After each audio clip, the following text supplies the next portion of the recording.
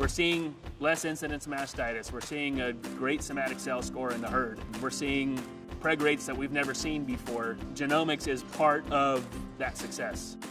If we could cut down on a lot of the fresh cow metabolic problems, that would really help our bottom line, because not only it would be less antibiotics needed, it would take less labor to take care of those animals. It would be just more milk production on the rest of the animals. I think that's really the power of genomic selection of replacement heifers, is making the decisions early on. It's not that you're going to be right 100% of the time. It's about increasing your odds of making a good decision. And so it's not, oh, this is the perfect animal. It's 7 times, 8 times out of 10, I make the right decision instead of 5 times out of 10. And over the long run, that makes an enormous difference.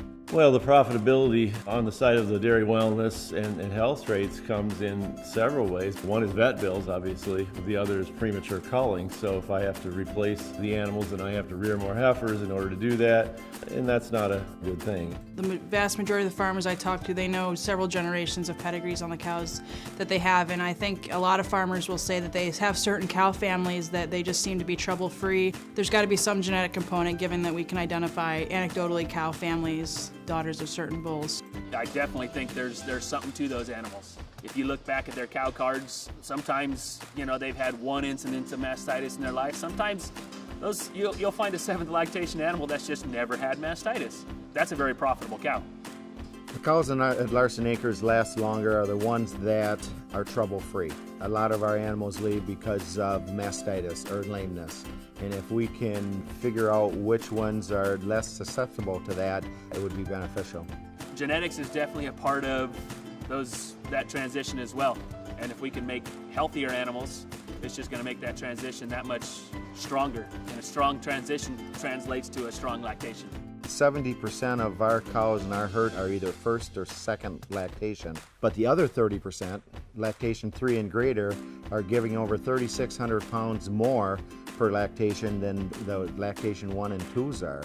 So it's very important for us to get a large milk production every day if we can increase the number of older cows that we have. Those cows that can stay in the herd for a long time and do it in a quiet and profitable way really make an enormous difference.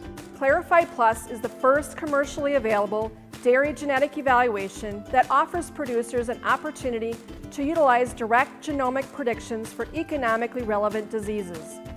It's built from U.S. commercial herd data constructed of millions of records, and it uses cutting-edge evaluation methodology, as well as including test results for the polled genotype.